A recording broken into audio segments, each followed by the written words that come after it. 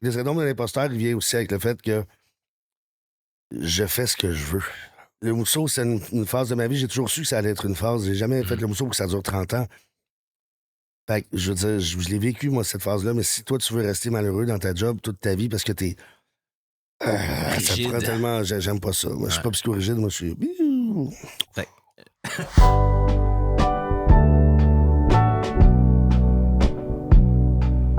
il n'y a pas moyen de pas le dire, mon invité de cette semaine, c'est le fils de la comédienne Catherine Mousseau et de l'auteur-compositeur-interprète Michel Rivard, et vient aussi d'une longue lignée d'artistes, dont son grand-père, le peintre automatiste Jean-Paul Mousseau, qui a entre autres été un des signataires du Refus global.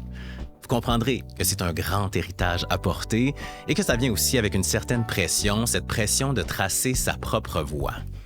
Et dire que c'est quelque chose qui a réussi, c'est presque un euphémisme. C'est devenu un des chefs les plus influents de sa génération et avec son restaurant Le Mousseau, dont il était copropriétaire avec sa mère Catherine, il a contribué à redéfinir la gastronomie québécoise et il a aussi formé toute une génération de chefs, une dynastie de chefs qui aujourd'hui volent de leurs propres ailes. Après 11 ans, à la surprise pas mal générale, Le Mousseau ferme ses portes et vous allez comprendre durant la conversation que c'est à la fois un deuil et une renaissance absolue. À Convo cette semaine, celui qui, à travers tout ça, s'est toujours plus défini comme un artiste qu'un cuisinier, Antonin Mousseau-Rivard. Est-ce qu'on t'appelle chef, Antonin Mousseau-Rivard? Écoute, on peut m'appeler chef, on peut m'appeler Mousseau, on peut m'appeler Anto, Tony, mes vieux amis de Graph m'appellent Clone. Écoute, des fois, je sais même plus comment je m'appelle moi-même. Non, Je non, sais plus qui je suis. mais chef, oui, écoute, c'est quelque chose qui m'a suivi pendant longtemps. On sait qu'on y reviendra tantôt, mais tu sais, c'est. Même un chef, c'est un titre qui te suit toute ta vie. C'est comme être président des premiers présidents des États-Unis. Là, je veux dire, être chef, ça veut dire que tu as accompli de mener une brigade. Fait que si tu veux m'appeler chef, tu m'appelles chef. Moi, Anto, chose, n'importe quoi. Tu viens-tu la première fois qu'on t'a appelé chef? Il y a deux, oui. Il y a la première fois qu'on m'a appelé chef, euh, c'était au Sarcelles, le premier restaurant où j'ai travaillé. Puis c'était genre un gars qui venait nous aider. Puis moi, j'étais tellement un commis. Là, puis tu sais, il m'avait posé une question, j'ai répondu, puis il avait fait merci, chef. Puis j'ai vraiment fait et j'ai pas le droit de me faire appeler chef. Je suis très, très strict sur l'appellation Ah, c'est chef. vrai? Ah, moi, regarde, j'ai fait une émission, j'animais une émission de barbecue il n'y a pas si Ouais. longtemps que ça.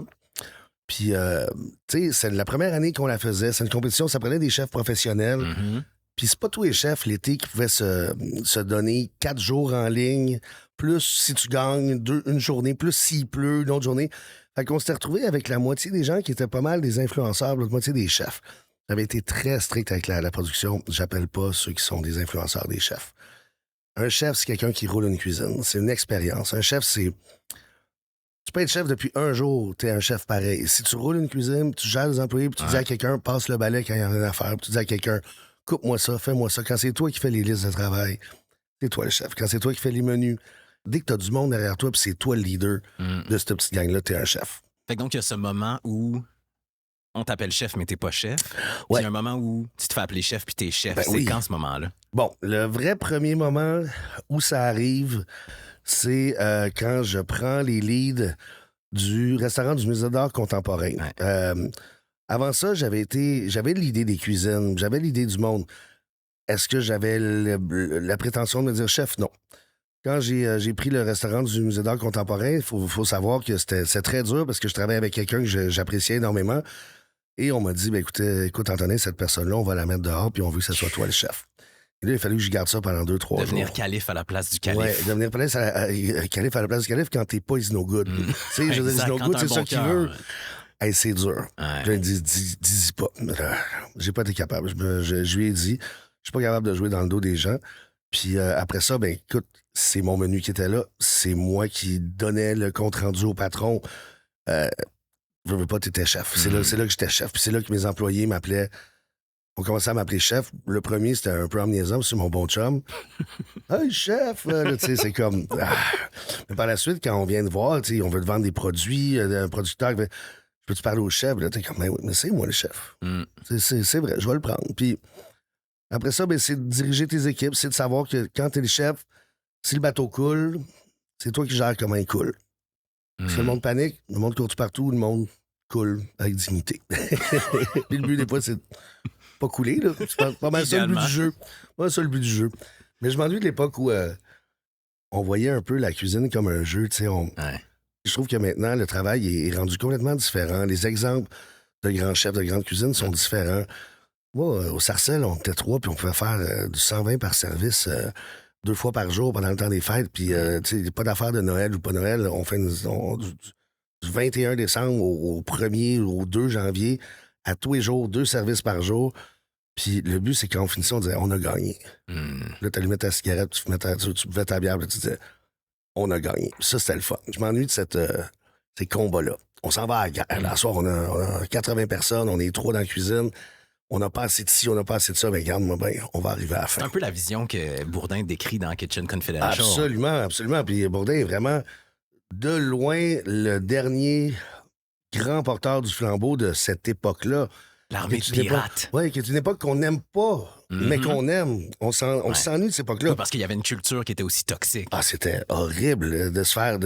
rater une assiette en plein milieu d'un service de 80 personnes, puis le chef, il prend l'assiette, puis il la met dans la poubelle en te regardant dans les yeux. Ça t'est arrivé. Eh oui. Eh oui. Faut vraiment être sadique et maso pour se mettre dans la merde encore plus que tu l'es parce que tu veux donner une leçon à quelqu'un. Ça, j'ai toujours trouvé que c'était un peu... c'est l'élément qui manque pas. L'élément qui manque, c'était juste la bonne vieille époque où la cuisine n'était pas ce qu'elle est maintenant. Dans les restaurants qui étaient quand même gastronomiques, c'était toujours une belle protéine, une excellente sauce, les accompagnements. Il n'y avait pas comme maintenant la culture des demi-assiettes, des ça, de vraiment une cuisine. Et j'adore, j'en fais partie. J'ai aidé à la créer, ce mouvement-là ici au Québec, mais cette bonne vieille époque où c'était important, tes sauces tiennent-tu? Sont-tu bonnes? Puis ta cuisson, es-tu correcte? Es-tu parfaite? Si elle est correcte, c'est pas correct. Faut qu'elle soit parfaite. Je m'ennuie de cette époque-là autant que je m'en ennuie pas. C'est le syndrome de la quarantaine. J'arrive à la quarantaine, puis je m'ennuie des bons vieux jours. Non, mais attends, tu t'ennuies pas nécessairement des bons vieux jours. Ce que j'entends, c'est que tu t'ennuies, je pense, de la simplicité ou de l'apparente simplicité de cette époque-là. Parce qu'il y a comme une inflation, j'ai l'impression, ou une enflure dans ce que vous devez faire comme chef pour réussir à attirer des gens dans vos établissements, puis réussir à être aussi remarqué par les gens qui mangent. Il faut être différent, il faut avoir son style, il faut faire des trucs pétés, il faut faire des trucs funky, il faut avoir ses techniques. Ce qui est malade, c'est la cuisine a évolué tellement d'une belle façon. Je veux dire, je suis tellement fier d'avoir pu... contribuer puis avoir fait partie de l'élan, du dernier élan, il va en avoir d'autres, là, mais de la nouvelle gastronomie québécoise. Il y a un truc qui m'intéresse chez toi, c'est qu'on dirait qu'à chaque fois qu'on te parle, faut qu'on nomme le fait que tu es autodidacte. Pourquoi c'est si important dans la tête du monde, l'idée que tu n'aies pas été dans une école de cuisine établie? Pour certaines personnes, c'est comme « Ah, t'as tout appris tout seul. » Mais oui, mais on apprend tout seul dans la vie. T'apprends à marcher... Même si c'est tes parents, c'est toi qui apprends à marcher comme tu vas marcher avec ton ballon. Je pense que ce qui est la différence entre un autodidacte et quelqu'un qui a suivi des cours, c'est que ma ligne de connaissances, elle n'est pas dirigée ou dictée vers un point. Tu sais, j'ai-tu été en cuisine italienne ou française, t'as-tu été dans... Si ou ça. Moi, la cuisine, pour moi, c'est autant ce que je vois à la télé depuis que je suis jeune, ce que je lis dans les livres. Toutes les cuisines sont aussi importantes les unes que les autres. T'apprends dans la vie que oui, un filet de porc dans la cuisine française, il faut que soit bien rosé, bien cuit, tu le trempes dans ton beurre tranquillement, tout ça, mais quand tu as des amis haïtiens à Saint-Michel, tu manges du griot, puis tu comprends qu'il a été lavé presque au savon, après ça au vinaigre, après ça au jus de citron, bouilli dans un presto, mis au four, fini dans la friteuse, tu manges ta première bouchée de griot, tu fais « Ah, maintenant que c'est bon. » Là, c'est comme tu te dis, c'est pas vrai que une chose est faite pour être comme ça. T'as dit, à propos de ça, t'as dit partir sans base et développer une expertise, c'est compliqué, mais quand on atteint le niveau, on sort du lot parce que rien de ce que l'on fait n'est standardisé. Oui. J'ai dit ça, moi? T'as dit ça? Je disais de belles phrases, des fois. Bravo, félicitations. 10 sur 10 pour cette phrase incroyable. Quand est-ce que tu as eu le niveau pour être capable de réfléchir comme ça? Oui. Puis comment ça nourrit la suite de ta vie, de ta carrière? C'est au Sarcelles. C'est quand j'étais entre un chef très français puis entre un chef qui était le chef des Sarcelles, qui était Christian Fognam, un Chinois malgache avec un très gros accent français, là, qui était comme un mélange de ces trois cultures-là, qui m'a bien fait comprendre que lui, dans sa cuisine, il n'y en avait pas de règles. Puis sa cuisine s'apprêtait extrêmement bien au Sarcelles, qui était restaurant très français. Ça, c'était à Saint-Lambert, Ouais, Sarcelles. c'était une ancienne maison victorienne, puis les choses qui sont arrivées là-bas, j'en ai tellement vécu des choses là-bas, mais c'était vraiment la meilleure façon d'être éduqué un peu dans la cuisine, parce que Christian avait ses influences chinoises qui mélangeaient avec ses influences malgaches, puis il était capable de mettre ça dans un petit plat raffiné sur un menu français. Donc, suivre des règles, ça sert à rien. Suivre des bases, suivre des idéologies, ça sert à quelque chose. La cuisine chinoise, en gros, avec tu sais, les éléments tout le temps qui se complètent, c'est une des choses les plus importantes. Le mousseau est basé sur cette philosophie-là, mais pas nécessairement la même pour nous. C'est mou, croustillant, croquant, salé, sucré. Comme tous les éléments qu'on peut mettre dans un plat, on va les mettre parce qu'ils vont tous se compléter. Ouais. C'est cette philosophie-là qui fait qu'en gros, tu peux t'inspirer de où tu viens, de où tu veux, de tes repas d'enfance. Moi, je me rappelle, j'ai des souvenirs de repas d'enfance dans des restaurants, dans des événements. Je sais même pas ce que je mangeais, mais je me rappelle du goût, je me rappelle tu sais, je me rappelle plus de ce que j'ai mangé, de certains événements marquants de ma vie. Fait qu'il y a rien qui appartient à personne, que ce soit en art ou en nourriture. Je vois ça comme ça. Il y a une affaire d'émotion, je pense, en lien avec la gastronomie, en lien avec la bouffe. Cette petite bouchée de sandwich œuf McMuffin, saucisse au mariage Ouais, de de ton mon père, puis de Marie-Christine Trottier, pour moi, c'est un exemple clair de ce que la cuisine t'a fait vivre à cette époque-là quand Ah oui. t'étais enfant. Ah oui. Puis que j'imagine t'as essayé de continuer de reproduire, pas le produit lui-même Oui. en termes de sandwich, mais l'émotion que ça suscite puis le souvenir que ça Absolument. garde. C'est drôle parce qu'il y a une des choses que j'ai jamais essayé de refaire, c'est le saucisse McMuffin. Mais je l'ai tellement. C'est drôle que tu dis ça parce que j'ai failli en parler il y a 2 secondes, mais c'est tellement quelque chose qui m'a marqué dans ma vie. J'avais 3 ans, puis je veux dire, ce que je veux, c'est faire. Quand je dis aux gens à la fin du repas, au mousseau, oui, vous avez fini avec un dessert au sang, puis à l'échalote, puis au vinaigre de pomme. Vous n'étiez pas ici pour manger un banana split ou un brownie spécial. Là. Vous étiez pour avoir des souvenirs, pour avoir des trucs que vous allez rappeler, que ce soit bien ou pas. Le but tu vas voir un spectacle, une pièce de théâtre, un film, un show. Tu peux ne pas toujours aimer tout ou ne pas aimer, mais c'est sûr, ça va te donner quelque chose. Tu peux pas te retrouver dans un spectacle si t'aimes vraiment pas la musique ou t'aimes vraiment pas. Tu sais, je veux dire, ça arrive au restaurant, malheureusement, avec des gens qui se retrouvent, puis là, t'es comme. Tu sais, au lieu de laisser une mauvaise critique sur Google, pourquoi tu me l'as pas dit les 15 fois que je suis allé te voir? Tu sais, on se serait arrangé, puis tu sais, je t'aurais trouvé une Mais c'est qu'il y a une réservation ailleurs. gêne, quand tu es un client Ouais. et que tu as été éduqué comme on a été éduqué au Québec à pas trop dire de. Ouais, à pas trop chialer, à pas trop, tu sais, pas avoir l'air. On veut pas avoir l'air. Tout ce que tu me dis, c'est si je vais au mousseau que j'aime pas le plat, t'aimes mieux que je te le dise dans la face. Absolument, en pleine face. Puis si c'est un plat sur 10, ben c'est normal, voyons donc. Ah ouais. Si ton expérience a vraiment pas été ce que tu t'attendais, tout ça, ben dis-le-moi à la fin, puis dis-moi pourquoi, puis je vais vraiment faire. Tu sais, on va t'arranger ça, là.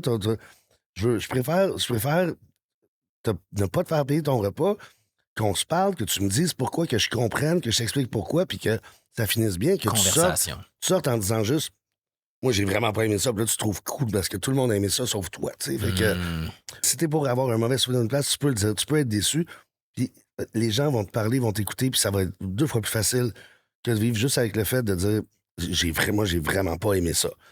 Puis ce qui est intéressant, c'est que l'idée aussi de ce souvenir-là, puis ça revient à cette idée d'émotion-là dont on parle, c'est que d'avoir la conversation avec le chef puis de dire ah, moi, tu sais, ça n'a pas été mon repas préféré, mais voici pourquoi, qu'il y a la rétroaction de toi qui explique ce qui s'est passé. Oui, absolument. Le souvenir, c'est hey, je suis allé manger à cet endroit-là, ça n'a pas été mon truc préféré, mais j'ai eu une saprée conversation, par exemple, avec le chef. Absolument. Puis il y a des gens qui sont capables de s'exprimer, de dire des choses qui vont te faire. Mais écoute, merci de me dire ça. On parlait de ton niveau acquis avec le temps en tant que chef et donc qui se transpose dans la cuisine que tu as faite au mousseau. Oui.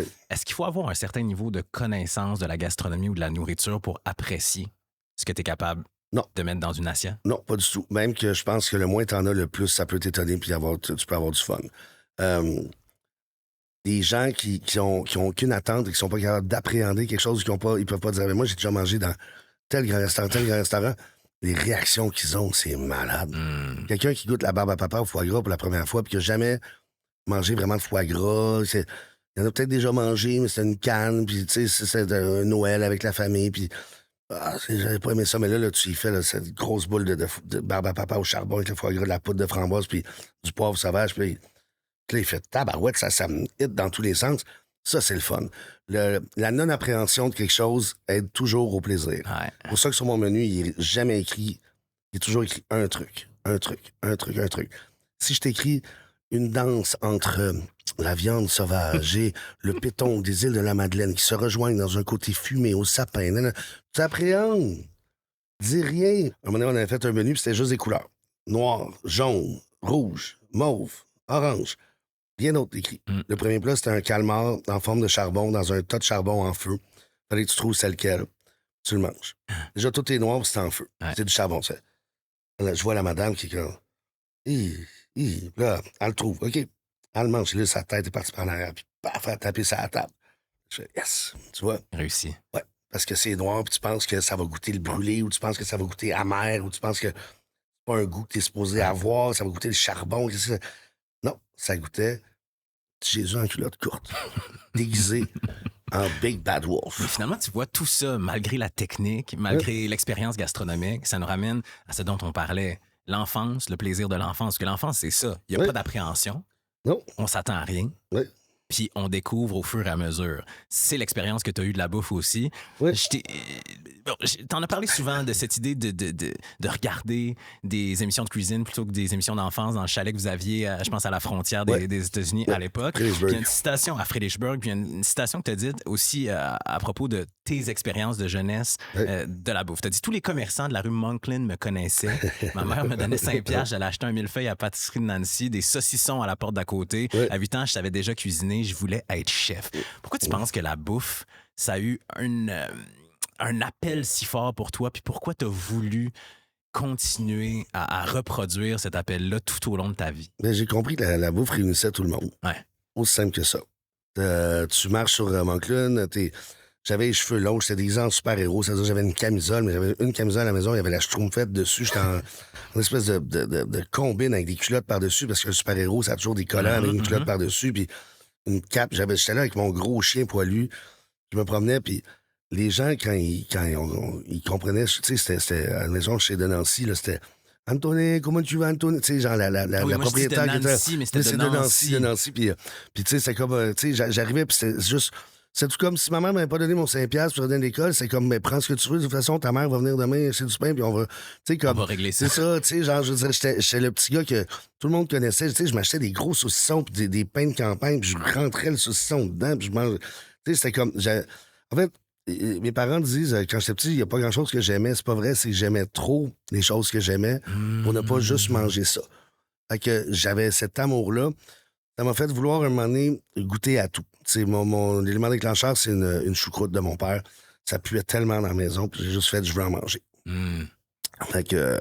La curiosité. Oui, la curiosité. Puis je pense qu'il y a un langage dans la vie, c'est la nourriture. Puis n'importe où que tu voyages ou quoi que ce soit, c'est sûr que si on t'offre de quoi, tu le manges. Tu dis rien, tu manges. Encore une fois, Bourdin. Oui, ben oui. Est-ce que tu bois pas d'alcool? Aujourd'hui, tu bois un shooter avec eux autres si t'en offres un. Tu manges pas de poisson, aujourd'hui, tu manges du poisson. T'es allergique à quelque chose. Excuse-moi, mais mange.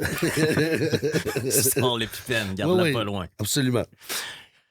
Je veux qu'on revienne un peu en arrière, parce qu'on l'a mentionné à quelques reprises, le Sarcelles. Avant ça, tu as été plongeur au Maestro, s'il vous plaît, je pense, quelques mois. Ouais. Ensuite, tu vas bruncher, je pense, au Sarcelles.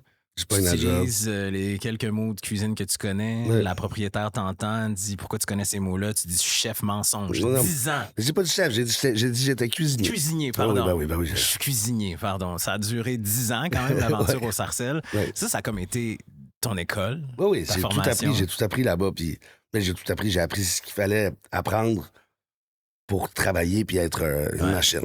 Qu'est-ce que tu gardes de cette époque-là, de l'époque aussi où tu étais gérant au Fret Alors et autres?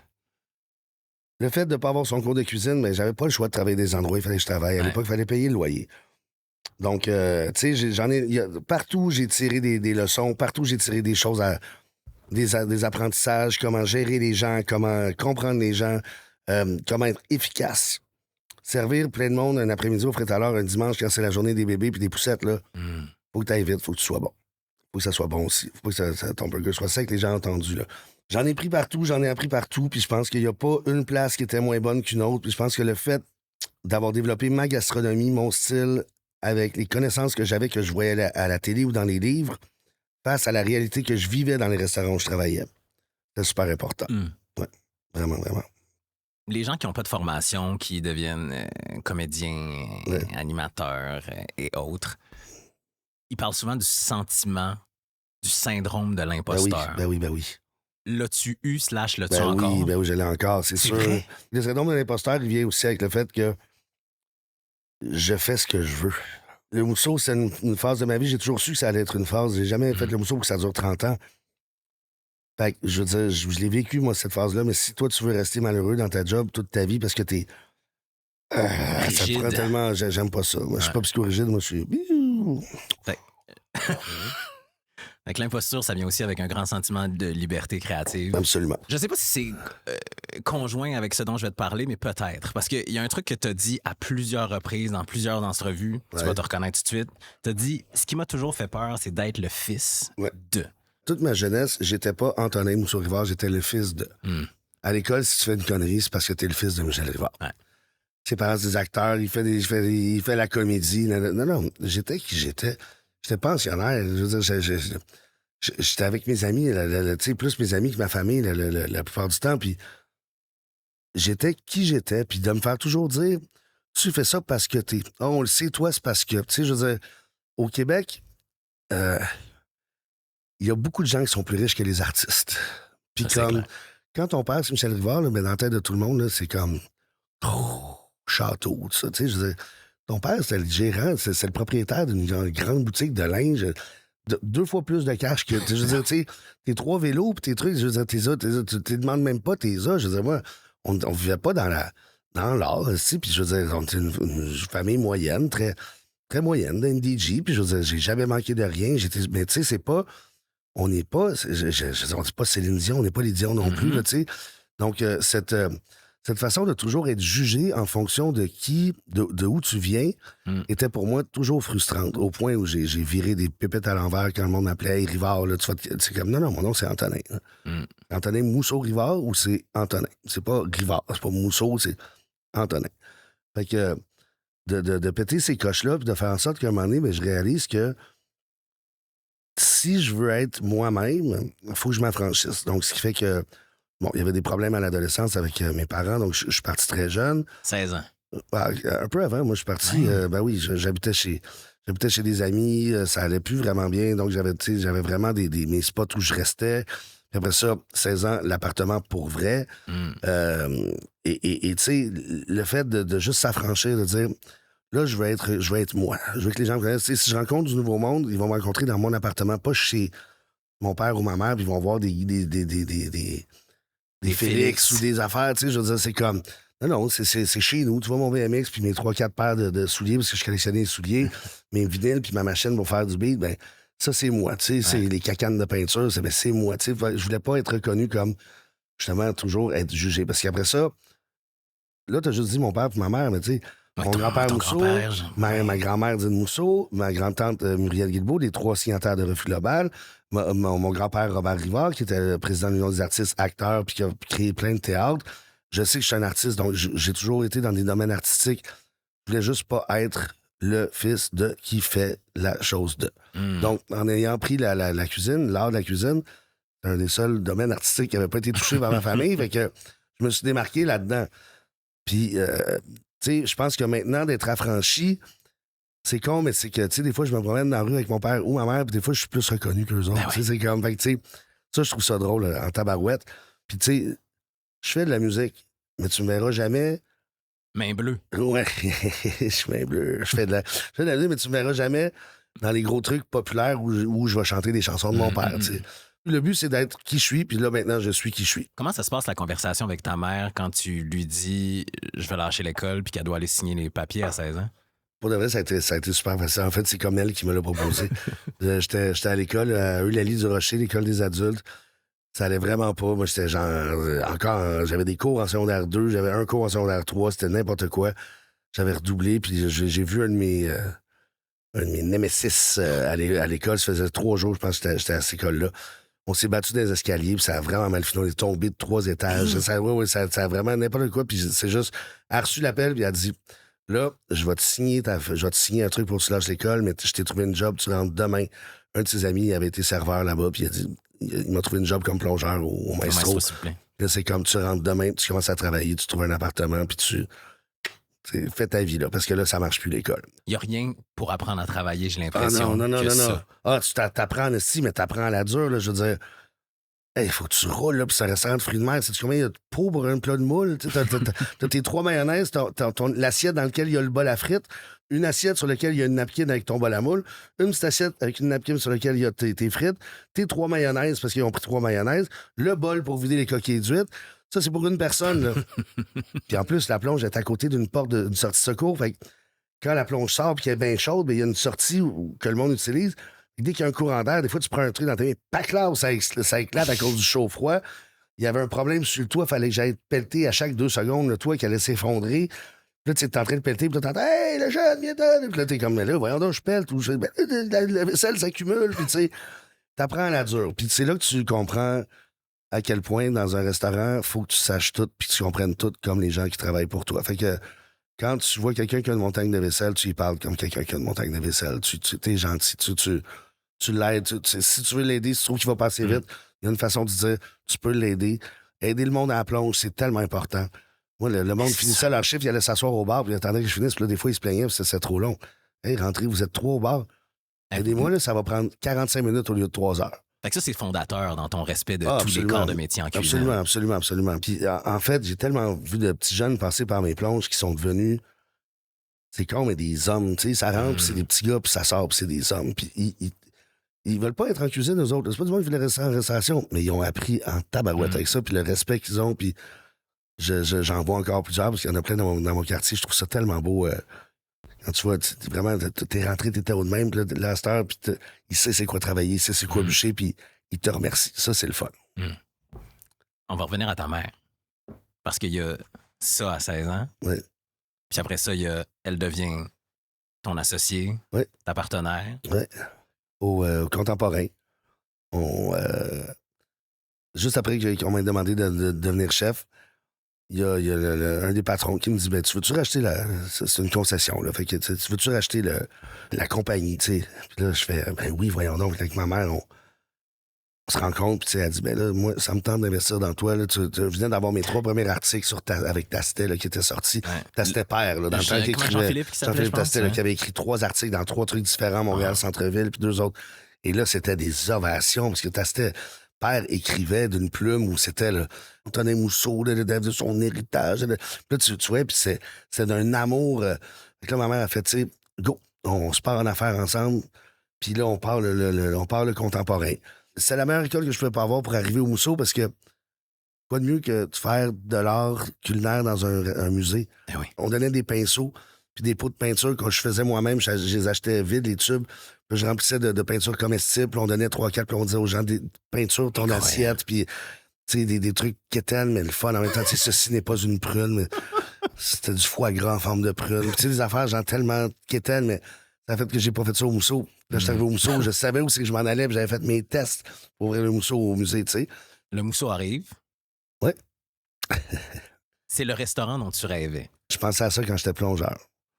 J'avais envie d'un restaurant qui était inspiré vraiment du côté Mousseau de ma famille, dans le sens refus global, déjà l'anticonformisme, l'automatisme avec la beauté du geste. Donc, faire une cuisine qui venait tellement du cœur. À la base, au Mousseau, là, chaque assiette devait être différente parce que c'est de l'automatisme. Donc, si moi, je sors 2 assiettes, je dis pas toutes différentes, mais admettons, là, j'ai 2 tartares puis 2 poissons. Bon, mais je fais mes assiettes pareilles, mais je fais le même geste dans le chèque, je le fais, j'envoie. Les 2 tartares d'après, mais je pouvais servir dans une autre assiette complètement puis avoir un autre geste puis une autre présentation. Ça, les jeunes cuisiniers qui n'étaient pas Antonin ou Souribard, c'était dur pour eux. Il n'y a pas de standard, c'est juste comme... J'étais là, mais c'est ça l'automatisme, c'est la beauté du geste. Assume tes gestes. Puis à un moment donné, ça allait trop loin. Fait on est resté dans l'anticonformiste, puis dans l'automatisme dans ma création. Mais le but, c'était vraiment de mettre de l'avant un restaurant qui était comme Refus Global ou comme les automatistes, juste anticonformiste. T'as dit, depuis qu'on travaille ensemble en parlant de ta mère, j'ai avec elle la relation que j'ai pas eue quand j'étais ado. Aujourd'hui, on fait tout ensemble. Ça, c'était en 2021. Ouais. Ouais. Pourquoi tu ris? Parce que, tu sais, il y a eu des moments difficiles depuis 2021. C'est la fin de la COVID? Ouais, c'est la fin de la COVID. Et tu sais, on se tenait, tout ça. Puis tu sais, après ça, après la COVID, ça a été dur. Les années ont été dures. on était à ça de break-even avant que la COVID arrive. La COVID nous a comme ramené tellement en arrière qu'à un moment donné, nos relations commençaient à être plus dures parce que fallait ramer. Tu sais, puis je veux dire, c'est pas le Mousseau, ça, c'est tous les restaurants. Tu sais, je veux dire, le prix le prix des denrées qui avait triplé, le phénomène d'annulation, le moins de touristes pendant les premières années après la COVID. Tu sais, les gens ont tendance à nous juger comme si on avait encore le vent dans le dos, mais ils ne comprenaient pas qu'on avait le vent en face. Fait que tout ça arrive, puis tu sais, en ce moment, avec la fermeture, c'est tellement le fun parce qu'on retrouve cette relation-là, moi puis elle, tu sais. Ouais. On s'en va pas pour ça encore en ce moment. C'est juste, c'est un... On s'en va parce qu'on veut... On a fait ce qu'on avait à faire. Je pense qu'on a fait le tour, puis on préfère partir comme un acteur ou un artiste qui s'en va noblement de la scène au lieu de faire une crise cardiaque dessus. Tu sais, on fait nos coups, on va faire nos derniers coups dans pas long, puis tac, tac, tac, tac. Le service commence, la soirée est finie, l'artiste s'en va, au revoir. Puis je parle pas de moi, là, je parle de l'entité du Mousseau. Étant l'artiste, j'ai envie de partir avant que le clown soit trop triste. Il a commencé à être triste quand, le clown? Après la COVID. Ouais. Quand tu vois une partie de tes affaires partir avec le restaurant, le petit Mousseau qui ferme, que tu vois une photo, tu sais, les maudits iPhones qui font souvenir là, tu vois une photo, on est 47 dessus, puis c'est juste des superstars, puis c'est le pic du Mousseau, puis après ça, ben, tu réouvres le Mousseau après la COVID, puis on est 9, donc 4 qui sont pas des cuisiniers. Le but, c'était vraiment juste de foncer puis d'aller le plus loin qu'on pouvait, mais c'était dur. C'est comme si on s'était fait... On avait monté une grande montagne, puis on était retombé en bas plus loin, puis il fallait la remonter encore. Le deuil, il va se faire quand puis comment, tu penses? Il est comme presque déjà fait, là. Ah ouais, hein? Oh, oui, c'est de la... Les Mousseaux, on vit nos émotions, on les pleure, on va fêter la vie du Mousseau, puis on va pleurer sa mort, puis ça va être... On passe à d'autres choses, là. Il va rester là, je veux dire, son âme va rester là. N'importe où je vais manger, je vois toujours une petite recette qui fait penser à quelque chose que je sais qu'il y a quelqu'un dans la cuisine qui est passé par chez nous, puis je sais que ça a une petite influence. Fait que c'est cool, là. On va passer par-dessus. Le deuil va être fait. Je pense le lendemain, le 23, après le dernier service, qui va être le 22 août. Le deuil, il n'y aura pas le choix d'être fait. À un moment donné, là, on l'a annoncé, ça va faire 3 semaines que grand-papa est branché, là, mais le 23, c'est fini. On va le débrancher, puis on va fêter son départ. Parlons de l'après, alors. En 2021 encore, déjà, tu disais « J'aspire maintenant à retrouver ma blonde, mes chiens et mon chat à la fin de la soirée, à manger des restes en regardant Netflix en pantoufles, puis si ça fonctionne pas, je vais accrocher mon tablier. » Ouais. Ce qui se passe. Je m'achèterai un garage ou une grange, puis j'irai peindre des toiles. C'est-tu ça le plan, hein? Ça, c'est juste avant que je recommence à faire de la musique. À cette époque-là, j'avais recommencé à peinturer, donc c'est ça mon... C'est ça que j'avais comme porte de sortie artistique. Maintenant, c'est vraiment la musique. Le fait de recommencer à peinturer puis à dessiner m'a ramené vers la musique. J'ai ressorti mes vieilles machines, je m'en suis acheté des nouvelles. J'ai travaillé dans l'ombre sans le dire vraiment à personne. J'ai des gros projets. Je travaille avec tous les artistes, tous les rappers que j'ai toujours aimé, avec qui j'ai toujours voulu travailler. J'ai réussi à les joindre puis à travailler avec eux. Fait que je me mets à... J'ai des groupes... Si je dis Akhenaton. Oui. Ben, Akhenaton, écoute, tant que c'est pas enregistré puis que tu l'as pas, mais j'ai quand même un message à Akhenaton qui me dit « Ouais, tu sais, comme... Je suis down, fait que comment on fait ça? Fait que là, je suis en train de tout planifier. » Puis Akhenaton, sur le message, il me dit « Est-ce que tu veux... travailler avec moi, travailler avec moi et Shuriken, ailleurs. » Puis je suis comme, ben, voyons donc, ben oui, tabarnak, si je veux travailler avec vous autres. Quand je veux rentrer en contact avec quelqu'un, je réussis. Puis ça marche. Puis, tu sais, je veux dire, j'ai pas... les aspirations sont grosses, mais pas si grosses que ça. Moi, ce que je veux, c'est travailler dans l'ombre. Puis je ramène le bon vieux boom bap. Je vais mettre la même énergie que j'ai mis pour avoir le Mousseau dans quelque chose que le monde me dit, tu vois, ça marchera pas. Ben, on m'a déjà dit ça. Ça a marché. Fait que je suis là. As-tu un horizon dans ta tête de temps jusqu'à ce que peut-être un jour tu reviennes au fourneau? C'est 2 ans. Mon but, c'est 1 an pour voir vraiment comment ça se passe. Dans 1 an, décider dans combien de temps je rouvre mon prochain projet. J'ai un projet, sans en dire trop, je me dirige vers le bouchon, un anti-Mousseau. Il y a ce qu'il y a sur le menu, that's it, that's all. Je veux pouvoir faire des livraisons à domicile de prêt à manger ou de prêt à cuisiner. des menus qu'il va avoir sur le bouchon. Un bouchon, ça veut dire il y a comme 3 entrées, 3 plats, that's it, tu rentres, les verres sont sur la table, les bouteilles sont sur la table. Tu te sers, il y a un petit crayon, tu me dis combien de verres t'as pris. Tu te lèves, tu vas chercher ton dessert. Moi, j'ai un chiffon, j'ai un torchon sur l'épaule. J'ai cuisiné le matin avec mon équipe. Je prends les commandes dans le jour, je parle avec tout le monde. C'est ça un peu mon anti-mousseau. Il n'y a plus de fleurs, ces affaires. Tu sais, produit du Québec à 100%, mais une influence vraiment française. Pas envie de rien réinventer, là. Tu prends un bon morceau de poisson, tu le fais confire dans un peu d'huile, tu mets de l'ail, tu le montes un peu avec du beurre puis un peu de vinaigre, ça va toujours rester bon. Tu sais, un morceau de poisson froid ou tiède avec une bonne mayonnaise aux herbes, ça va toujours être bon. Des bons accompagnements. Je suis en train de travailler pour développer les meilleures patates en ville.